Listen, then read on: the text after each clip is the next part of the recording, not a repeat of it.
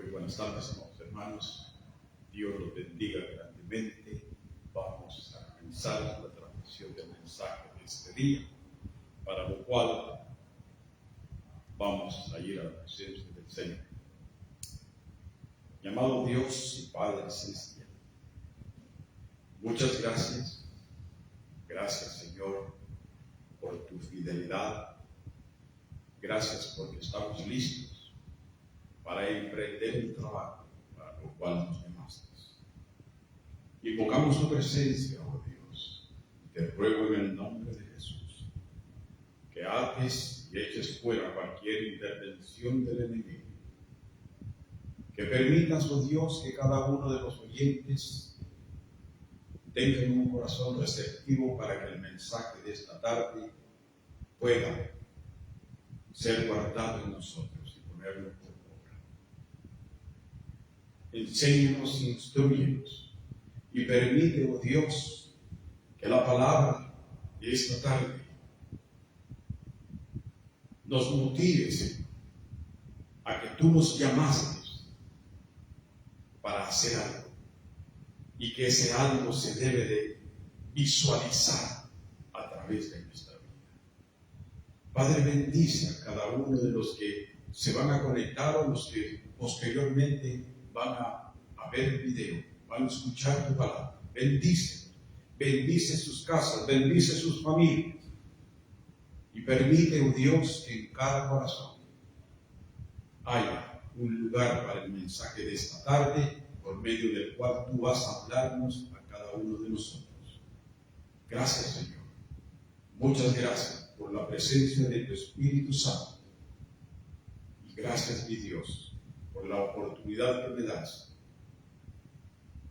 de ser un transmisor, de ser un vaso para la gloria de tu nombre. En el nombre de Cristo Jesús. Amén. Bien, amados hermanos, yo no sé si usted se ha dado cuenta en su vida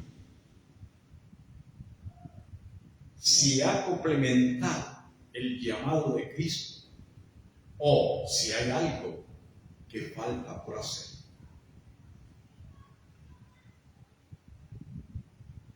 El tema del mensaje de esta tarde está basado en el llamamiento de Mateo.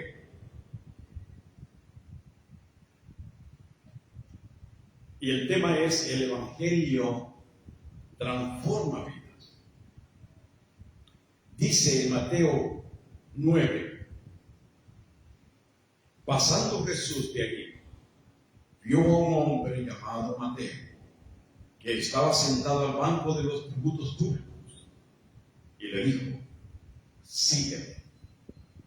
Y se levantó y le siguió. Ve, Jesús solamente le dijo: sígueme. Se levantó y lo siguió. Lo primero, amados hermanos, que nosotros debemos de saber, de que no hay prueba más contundente para esclarecerle a la gente de que verdaderamente el Evangelio de Jesucristo cambia y transforma vidas. La gente puede negarse a escuchar la palabra. Usted puede predicarle el Evangelio a alguien. Se pueden negar, pero de algo usted va a estar seguro es que la experiencia o lo que han visto en sus amistades, en sus familiares, acerca de que el Evangelio transforma vida, eso no lo puede negar. Repito, le pueden negar que usted se les acerque y usted les hable del Evangelio, pero no pueden negar la experiencia que han vivido al ver que un ser querido o alguien cercano a ellos haya sido transformado a través de la palabra de Dios.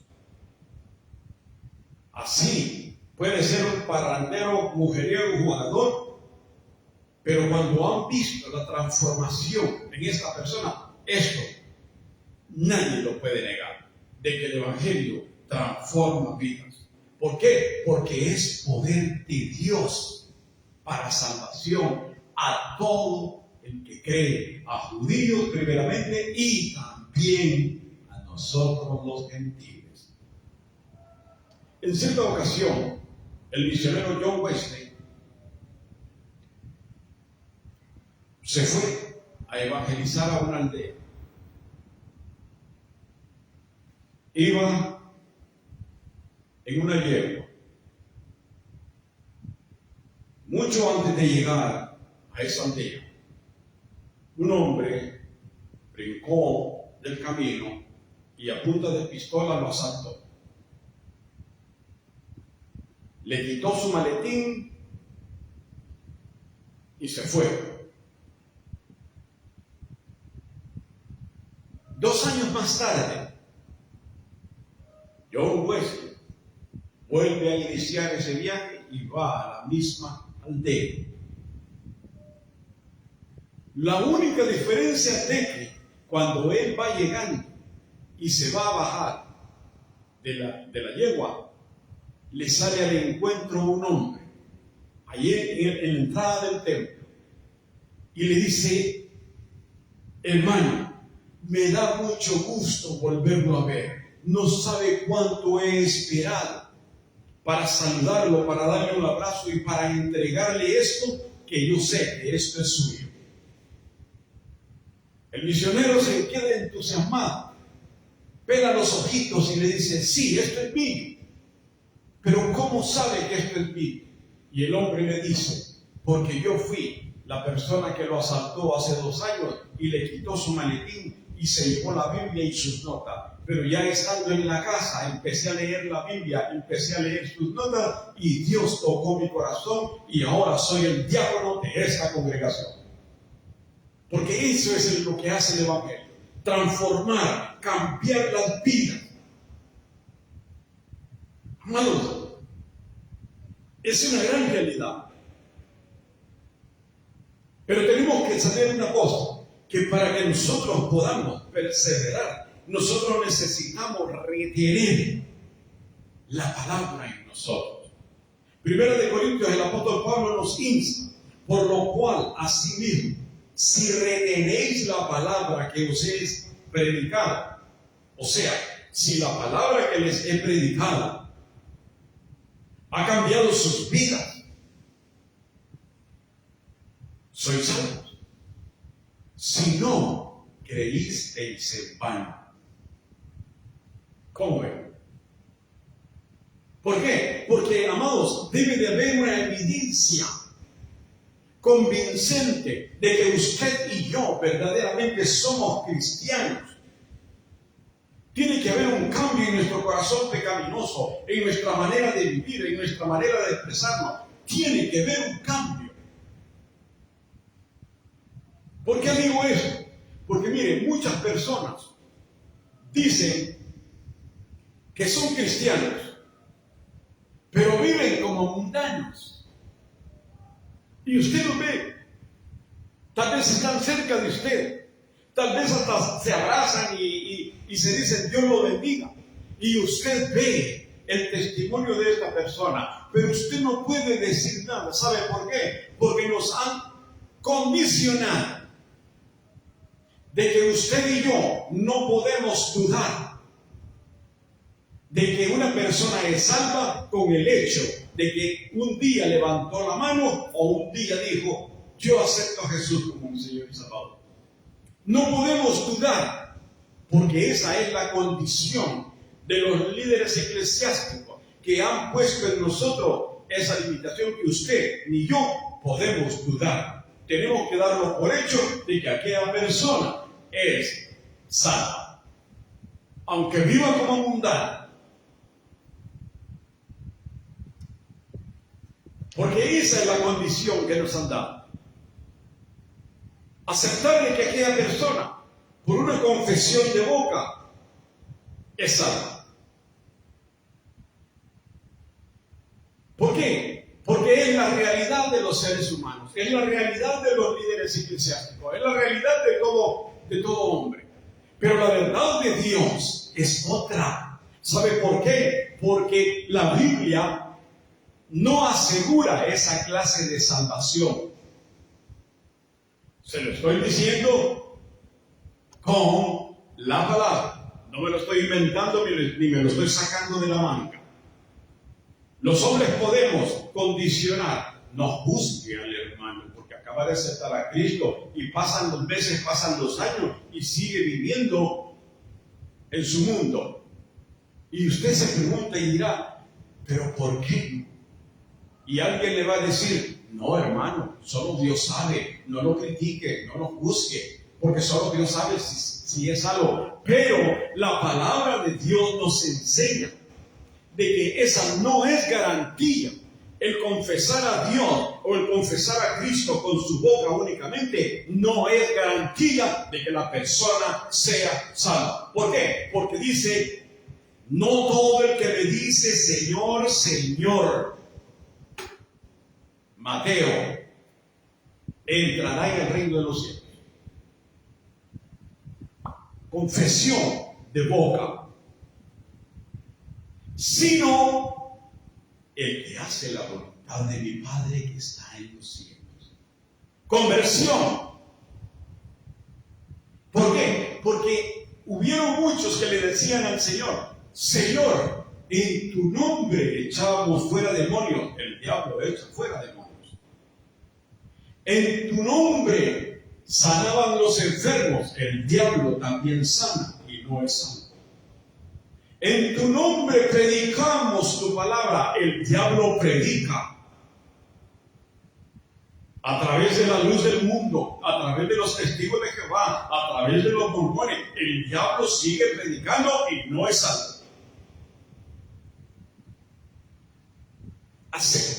Así de sencillo. Entonces, amado hermano, hemos sido condicionados a que aunque usted vea de que una persona va a la iglesia y vive como que está en Egipto, usted no puede decir nada. Porque muchos dicen, ay no, hermano, no lo juzgue, solo Dios sabe. Con la palabra estamos viendo de que la Biblia no asegura una salvación a través de labios solamente. Y esa es la evidencia del poder de Dios. ¿Sabe por qué? Porque lo que no hizo el psicólogo, lo hizo la palabra de Dios. Lo que no hizo el reclusorio, lo hizo el Evangelio de Jesucristo. Lo que no puede hacer la sociedad de transformar a las personas, lo hace el Evangelio de Cristo. Lo que no hizo el brujo, lo hace la palabra de Dios.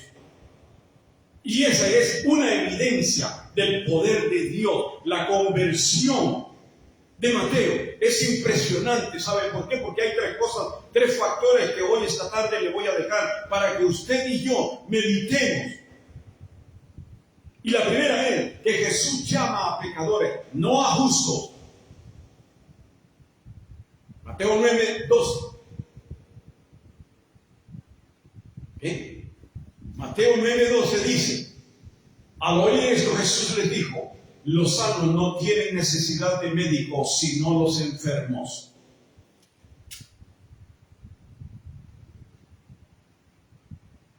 No he venido por justos, sino por pecadores al arrepentimiento.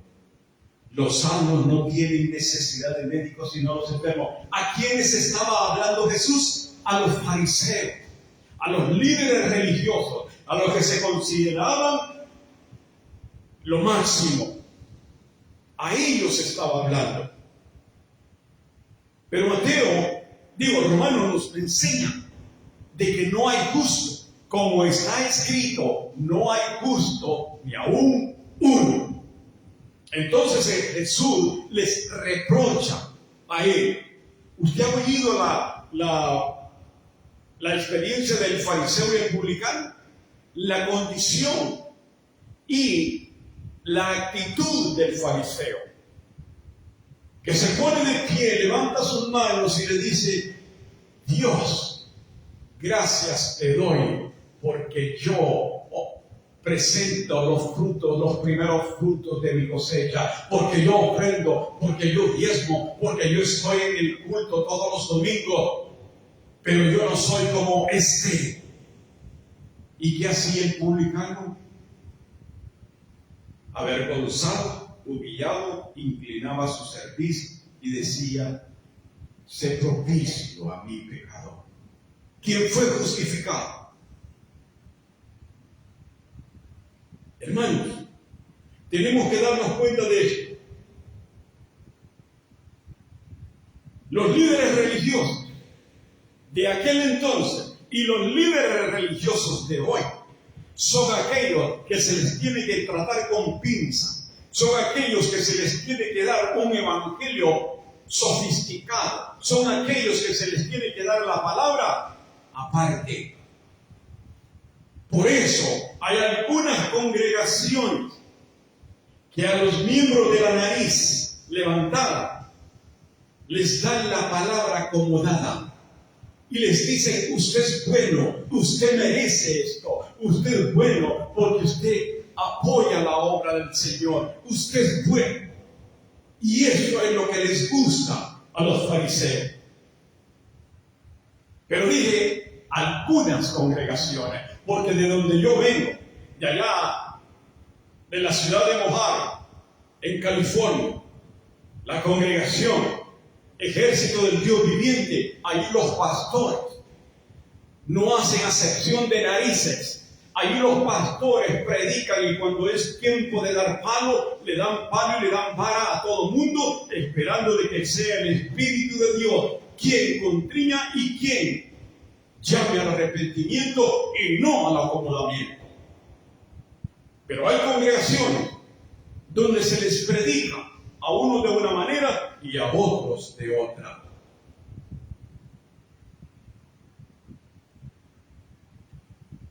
Amados hermanos, veamos el mensaje de Juan el Bautista.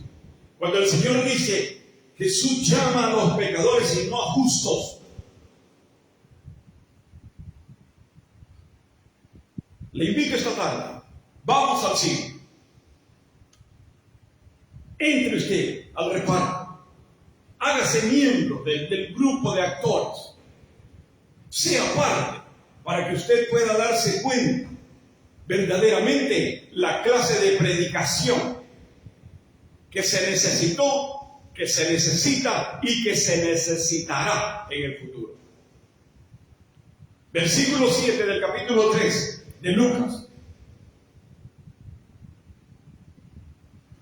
Y decía a las multitudes que salían para ser bautizados por él: oh generación de víboras, ¿quién os enseñó a huir de la ira venidera? Y el versículo 9 dice: y ya también el hacha está puesta a la raíz de los árboles. Por tanto, todo árbol que no da buen fruto será cortado y será echado en el fuego. Ese era el mensaje de Juan el Bautista. Y usted podrá decir: bueno, pero es que Juan era el primo de Jesús. Pero usted y yo somos hermanos de Jesús. Con mayor razón nosotros tenemos que entregar un evangelio real, un evangelio práctico, un evangelio que escudriñe el alma de la persona. Que desde el momento, amados hermanos, que nosotros predicamos la palabra de Dios, tiene que ser redarguida la persona. Porque la palabra tiene poder. Pero la palabra inmediatamente que se expone tiene que llamar a la exhortación, tiene que llamar al cambio.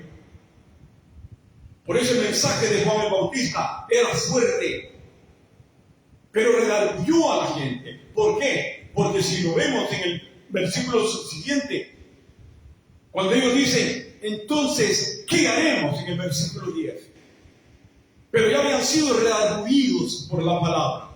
Porque ese es el mensaje verdadero. Cuando usted no le pone trapos tibios a la palabra de Dios y se la presenta al pecador, esa palabra en el momento tiene que redarguir y tiene que ser efecto en la vida. Estos hombres inmediatamente fueron redarguidos. que le dijeron hoy, oye, ven acá, pero entonces, si esa es nuestra condición, ¿qué haremos? ¿Qué vamos a hacer? ¿Y qué les dice Juan? El que tiene 2 túnicas de al que no tiene, y el que tiene de comer, haga lo mismo. Vinieron también unos publicanos para ser bautizados y le dijeron, maestro, ¿qué haremos? Él les dijo, no exijáis más de lo que os está ordenado. Una transformación después del llamado tiene que haber una transformación. ¿A través de qué? A través de nuestra convicción. Debemos predicar la verdad de Dios, no la realidad nuestra, amados hermanos. Si usted predica, si usted es evangelista, si usted predique lo que la palabra enseña. No trate de disimular, no trate de camuflajear la palabra o el mensaje, porque ese mensaje no es transformador, por lo tanto, no es un mensaje de Jesucristo. No le ponga mucha leche al café, porque deja de ser café. Tenemos que aprender a predicar el Evangelio tal como está en la palabra. Porque no hemos sido seleccionados para congregarnos con las personas, para adquirir un favor. No, tenemos que predicar como está escrito, para que la palabra pueda ejercer el trabajo. ¿Qué haremos? Después de que fueron redarguidos, se preguntaron ellos, ¿qué haremos? Amado, el mensaje, desde el momento que se entrega, hay cambio. Por eso hoy en día hay predicadores que tienen miedo a confrontar la palabra con el que está viviendo el pecado. Sí. Hay líderes religiosos que ven, observan y saben qué es lo que hace. No, yo no puedo decir nada porque a mí no me consta. No, que sea Dios el que juzgue. Yo no soy Dios para juzgarlo, pero está frente a sus ojos, están viendo la vida que lleva el miembro de la congregación, le dan privilegios, hace lo que quiere en la iglesia, pero vive una vida como mundana. Mientras el mensaje no sea transparente, como está escrito en la palabra, ese mensaje no es de Dios, no es de salvación. Señor, Señor, pero sin transformo, sin hacer nada. Se necesitan muchos Pablos, muchos Juan el Bautista, para que prediquemos verdaderamente el contexto de la palabra, sin ponerle trapos tibios, para no afectar, para no lastimar. O no, es que yo no puedo predicar de este tema porque este hermanito es el que más viene en la iglesia y se me va a ir. No es así. Juan estaba pelado. ¿Qué comía? Pero no le importaba. Por decir la verdad del contexto, fue a parar a la cárcel. Cuando le reprochó que estaba viviendo con la mujer de su primo, y le costó la vida. Pero en su corto ministerio predicó la verdad. Hoy en día, a muchos pastores les interesa que la congregación se llene, para que se llene el domingo la alforía de ofrendas y de diezmos. Pero por dentro las personas están vacías y algunas ni han nacido de nuevo. Amados hermanos, no podemos engañarnos. A nosotros se nos eligió, y estoy diciendo a nosotros, no como pastor, sino a usted, porque todo aquel que ha recibido a Cristo como su Señor y Salvador y hay una transformación de vida, hemos sido llamados, hemos sido seleccionados para predicar el Evangelio de acuerdo a la palabra. Pensemos en algo. Usted tiene un pariente, un amigo que aprecia mucho, que estima mucho, pero que por su testimonio usted ve de que su salvación es ambigua. ¿Sabe por qué? Porque no ha habido un cambio. Y esta es la segunda cosa. Jesús llama a pecadores al arrepentimiento. Esta palabra arrepentimiento en el original griego significa metanoia. Metanoia, que es el proceso de cambiar la forma de pensar, la manera de vivir, cambiar de actitud. Eso significa arrepentimiento. Metanoia, el griego. Entonces Jesús vino a llamar a pecadores a un cambio de vida. Porque déjeme decirte, amado hermano, cuando usted y yo recibimos a Cristo,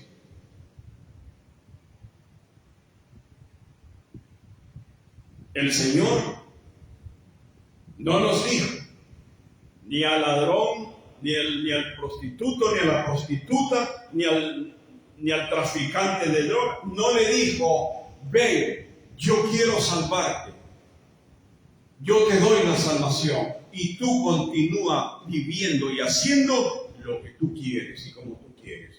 Jesús no dijo eso. No lo dijo. ¿Por qué? Porque tiene que ver una transformación.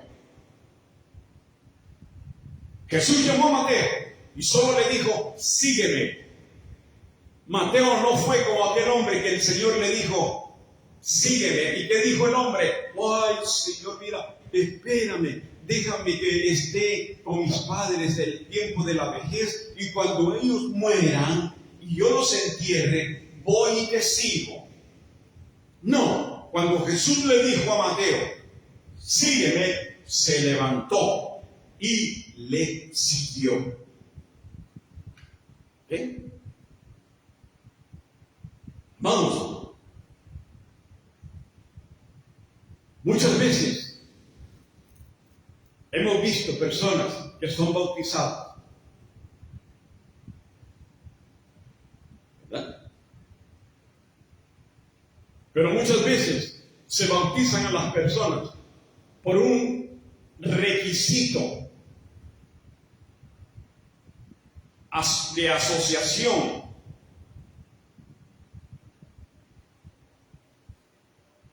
¿Por qué?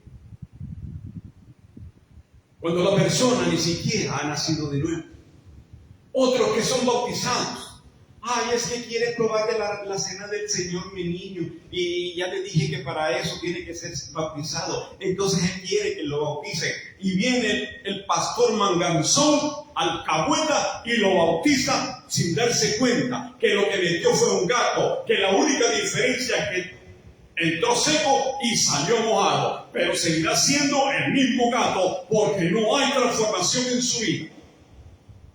Y eso sucede mucho. Que para complacer a mis hermanos que son dadivosos conmigo, voy a bautizar a su hijo o a su hija, aunque no hayan nacido de nuevo. Amado, debe de haber un cambio, y ese cambio se debe de manifestar. Porque muchos son los que se apoyan en Mateo capítulo 7, versículo 21. Muchos. Pero el Señor dijo específicamente: sino el que hace la voluntad de mi Padre, en el que hay arrepentimiento. Por eso algunos creen de que hay vamos a decir, un confrontamiento entre lo que dice Mateo y lo que dice Pablo en Romanos. Porque Mateo dice: no todo el que me dice Señor, Señor, una confesión de boca, nada más, pero no hay arrepentimiento. Pero Pablo dice que si confesares con tu boca, vea, y creyeres en tu corazón que Dios le levantó de los muertos, serás salvo. Aquí la diferencia es que en la traducción al griego,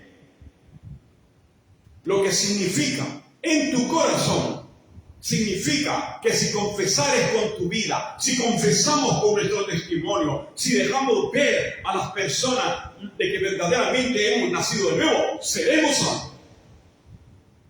De lo contrario, no hay salvación.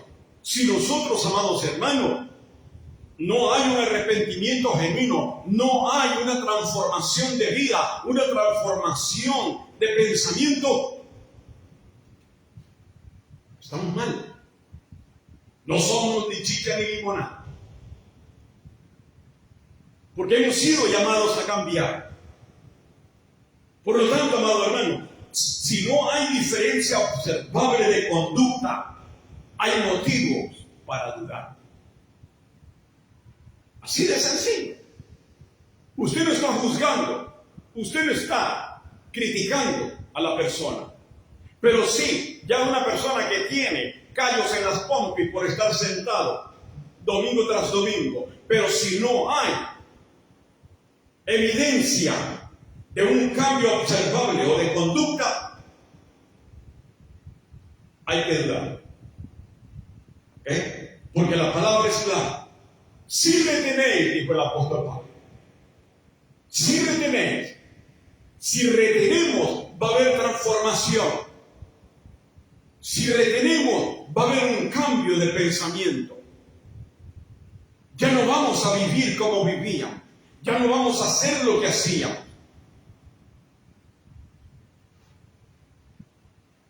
Y es preocupante, para muchos pastores es preocupante ver que niños y jóvenes dicen ser salvos porque nacieron en la congregación, porque nacieron en la iglesia. Pero los buenos modales no salvan a nadie. La buena conducta no salva a nadie. Lo que salva es la fe en Jesucristo. ¿Sí o no? ¿Qué pasó con Nicodemo? Un hombre intelectual, un hombre sabio, un hombre bueno, por decirlo así, un hombre noble. Pero tuvo que nacer de nuevo. El que no naciere del agua y del espíritu no va para ningún lado. Por eso la conversión de Mateo es un ejemplo claro. Mateo, a pesar de que era un estafador, era un engañador, era un usurpador, pero quería cambiar. Y usted dirá, ¿cómo lo sabe, pastor? Por su actitud, por su acción. Cuando Jesús le dice, sígueme, se levantó, sin importarle que tenía que dar cuentas financieras a los romanos, sin importar lo que dejaba en las bancas, él se levantó y siguió a Jesús. Porque todos los que hemos sido llamados, tenemos que dejar algo. Y el apóstol Pablo nos ilustra eso muy bien. Vean. Si nosotros, amados hermanos, le digo esto porque muchos cristianos, muchas personas han venido a Cristo, pero no quieren dejar nada. Y Jesús no ofreció una salvación, una entrada al reino de los cielos, viviendo como mundanos. No. Porque a través del Espíritu Santo tiene que haber una transformación. Y si no hay transformación, entonces dudo que el Espíritu de Dios esté en ti. O en aquel.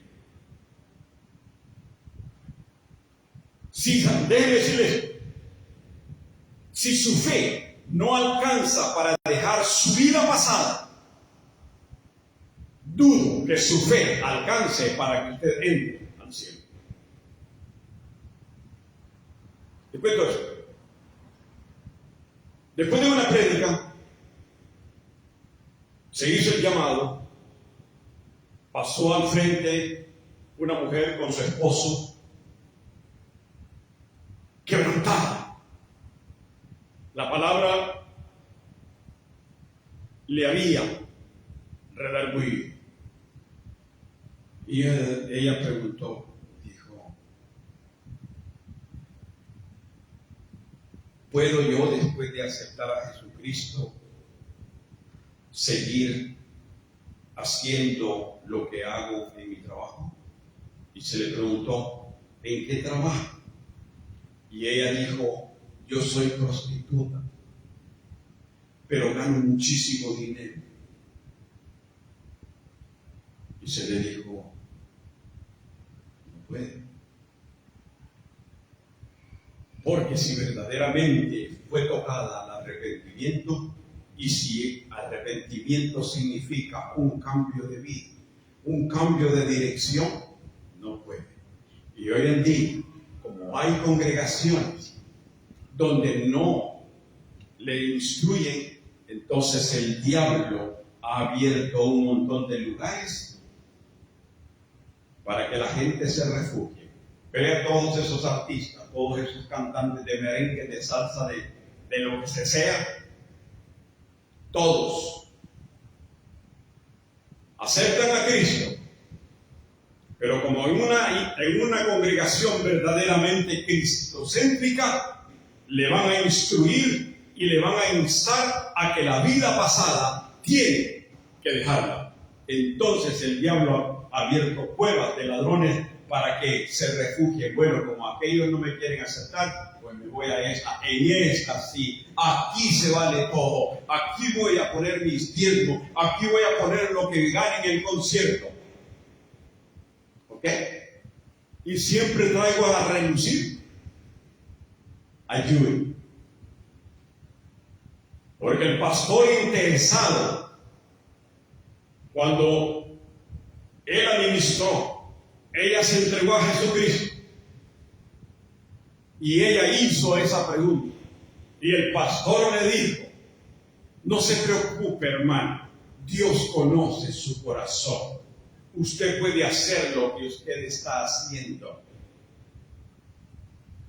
Y así hay muchos cristianos que se les dice, el Espíritu Santo le va a indicar lo que debe de dejar y lo que debe de traer. Pero como el problema es de que como no ha habido arrepentimiento genuino, no permitimos que el Espíritu de Dios nos transforme y cambie las cosas que nosotros venimos trayendo en buenas. El Espíritu no va a hacer nada si nosotros no le actualizamos. Por eso el apóstol dice en Efesios capítulo 2, en cuanto a la pasada manera de vivir, despojados del viejo hombre que está viciado conforme a los deseos engañosos y vestidos del nuevo hombre, creados en un Dios en la justicia y santidad de la verdad. Un llamado a cambiar y dejar de ser tropiezo. Porque déjeme decirle, amado hermano, nosotros cuando estamos dentro de una congregación y tenemos la responsabilidad, aún los predicadores, aún los pastores tenemos una responsabilidad, porque hay mucha gente que nos ve y que algunos únicamente están viendo de qué lado cogemos para luego hablar en mal del Señor. Había un ciego que en las noches seguía pidiendo limosna porque venía la gente, se bajaba de la camioneta y hacían hasta línea porque la acera era angostita. Entonces él estaba sentado ahí pidiendo limosna, pero le ponía una velita, una lamparita. Viene un curioso joven y le dice, óigame, pero si usted es ciego, usted no mira las monedas, ¿para qué quiere la lámpara? Y el ciego le dice, no, es que no la quiero para mí, la quiero para que nadie vaya a tropezarse por mi culpa. ¿Qué quiero decirle con esto? Que usted y yo debemos de mantener esa lámpara alumbrando en todo el camino. Y esa lámpara es nuestro testimonio. Usted y yo somos responsables de dar un buen testimonio todos los días, porque hay gente que está dependiendo espiritualmente de nosotros, y si nosotros les estorbamos, vamos a ser condenados. Porque tiene que haber un cambio. Se necesita cambiar. Y lo tercero, Jesús come con pecadores. La necesidad de cambiar de Mateo, como dije, fue tan grande que hizo una fiesta, hizo un banquete en su casa y se llevó a todos los publicanos, todos aquellos que estaban en la calle se los llevó y comió con ellos, y Jesús estaba con ellos. ¿Y qué pasó? Los líderes religiosos empezaron a criticar. Los de nariz respingada empezaron a criticar. Oye, ven acá, ¿y por qué Jesús come con estos pecadores? Pero le dijeron a los discípulos, no le fueron a decir a él. Porque somos buenos para eso, somos buenos para criticar. Mire, les cuento esto. A mi tutor, mi pastor de España, le llamaron los líderes hace muchos años y le cuestionaron. Lo llevaron a la oficina y le dijeron: estamos a disgusto con usted, pastor. Tenemos buena enseñanza. Usted es un hombre intachable, un gran maestro, pero tenemos algo que queremos decirle. Hemos visto de que usted, antes de llegar al púlpito, usted se santigua. ¿Sí sabe lo que es eso, verdad? No dije se persina, porque persinarse es desde aquí. Pero el santiguarse es únicamente la señal de la cruz, según la gran ramera. ¿Sabe por qué? Porque él hacía esto. Antes de subir al púlpito, él hacía esto. ¿Habré olvidado algo?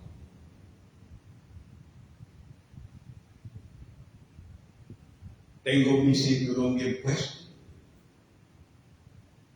Tengo mis anteojos en mi bolsa. Traigo mis lapiceros y mis notas. Por eso, porque él hacía esto, equivalente a santiguarse. Y por eso lo sentaron y le dijeron que tenían que reprocharle esto. Y él les dijo: ay, hermanos, buenos son para criticar. Yo hago eso por eso. Pregunto, ¿habré olvidado algo? ¿Tengo mi cinturón bien puesto? ¿Tengo mis lentes en la bolsa? ¿Traigo mis notas y mis lapiceros? Por eso. Porque somos buenos para criticar. Porque estamos listos para ver qué error cometemos los demás, para podernos criticar y juzgar y condenar. Por eso estoy trayendo que estos fariseos criticaron a Jesús. Y en el versículo 11 se le fueron encima. Pero en el versículo 12 Jesús le responde: los sanos no tienen necesidad de médicos sino los enfermos. ¿Qué estaba diciendo? Antes los médicos iban a donde estaba el enfermo. El enfermo no venía a buscar la casa del médico. El médico iba a darle lo que necesitaba. Cuando Jesús ve, él le dice: ustedes creen de que son sanos, entonces ustedes no necesitan de médico. Pero estos que han mostrado arrepentimiento, estos que a través de estar aquí están confesando de que ellos necesitan y que están enfermos, a ellos estoy aquí para sanarlos. Pero ellos ya habían reconocido el mal, habían confesado. Con el hecho de estar ya dentro de la mesa, sentados a la mesa con Mateo, era una confesión de decir: yo también necesito sanidad, yo también necesito transformar mi vida. Por eso Jesús les dice: ustedes critican al pecador y lo condenan, pero no lo aman. Y nos remata con el versículo 13. Ir pues y aprender lo que significa: misericordia quiero y no sacrificio. ¿Sí? Les dice: vayan y aprendan. Parece que en el templo no les han enseñado nada. Se creen inteligentes y se creen sabios, pero son ignorantes porque no saben lo que significa misericordia con sacrificio. Les tapa la boca. Y termino con esto. Amado hermano, cualquier mensaje que usted o yo llevemos al pecador, tenemos que confrontar la palabra con la condición de vida. De lo contrario, le vamos a dar trapos tibios y no va a haber arrepentimiento en la persona. Usted y yo somos responsables del cambio de vida de aquella persona, pero también somos responsables de la transformación que Dios haga en nuestro corazón pecaminoso, porque repito, a muchos estamos viviendo como cristianos y somos mundanos.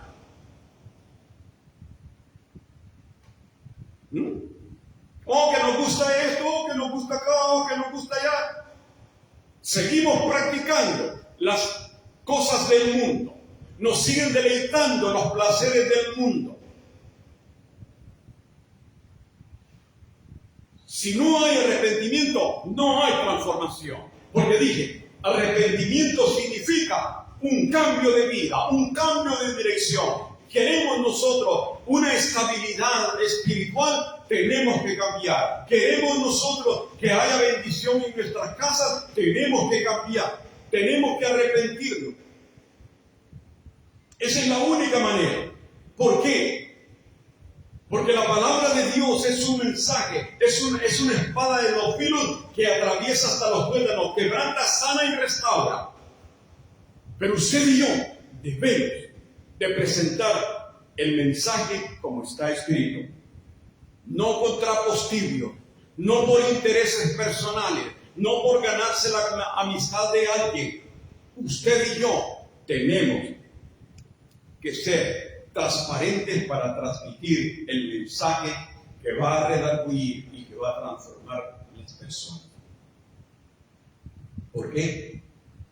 Porque el cambio suyo y el cambio mío tiene que ir en aumento, como la luz de la aurora, que va de aumento en aumento hasta que el día es perfecto. ¿Cuándo vamos a ser perfectos? Cuando nosotros suene la trompeta y nosotros seamos transformados en un abrir y cerrar de ojos, en cuerpos glorificados.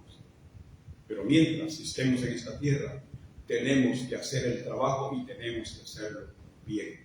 No importa que sea su suegra, su suegro, su tatarabuelo, su tío, su mamá, si le tiene que decir, mamá está en pecado, arrepiéntase, no importa, porque no es falta de respeto, le está diciendo lo que la palabra enseña.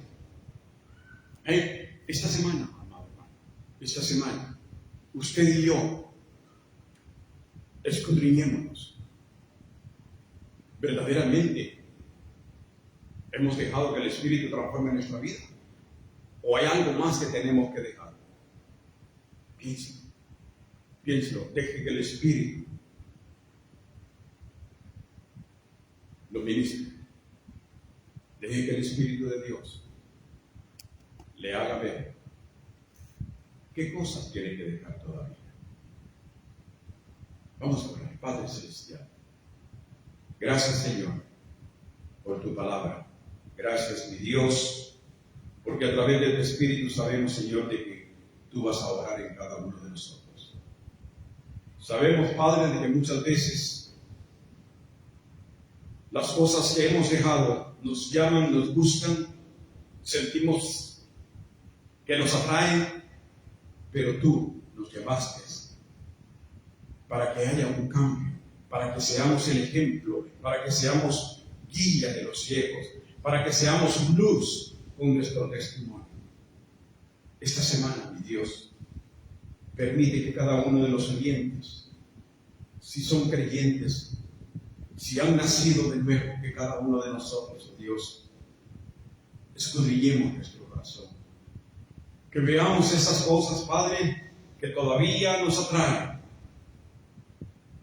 Y que recordemos de que tú nos llamaste un día, pero nos llamaste al arrepentimiento, que significa un cambio de dirección, un cambio de vida, un cambio de morales, un cambio de hábitos. Ayúdanos, oh Dios, a entender que tenemos y que necesitamos confrontar tu palabra con el pecador. Que no podemos, mi Dios, hablarle con dulzura cuando tu palabra nos está mostrando de que el que no se arrepienta será condenado. No podemos, mi Dios, porque tú nos has dejado como luz, como guianza. Ayúdanos, Padre, a entender el mensaje de tu palabra en esta tarde. Te pido, mi Dios, una bendición especial para cada uno de mis hermanos que viven en Texas. Cuídalos, oh Dios, tantas cosas que están pasando. Bendice a mi hermana Ana, bendice a Wilber, bendice a Ken, Señor, por Kiri Fulán y su esposa y sus niños. Te pido por ellos, por las hijas de mi hermana Ana. Bendice Marisol allá en Canadá, por su esposo, Señor. Tú conoces la situación y tú sabes hasta cuándo tú llegarás para que este varón se levante, Señor. Bendice, Padre, a la familia Godoy. Bendice, Señor, a mi hermana Rosa, a mi hermano José. Provéele, Señor, y bendícelos grandemente, porque tu favor y tu gracia está con mi hermana Rosa. Guárdala, mi Dios. Bendice, Señor, a los niños de Nicandra, Señor, y cuida. Que sea tu espíritu determinando, Señor, las decisiones que ha de tomar y caminando conforme a tu voluntad, no conforme a los preceptos de ella. Padre amado, te doy las gracias una vez más por permitir transmitir este mensaje. Padre, allá donde está, Señor, en Utah, tu hijo Walter Vela con su esposa. Gracias, mi Dios.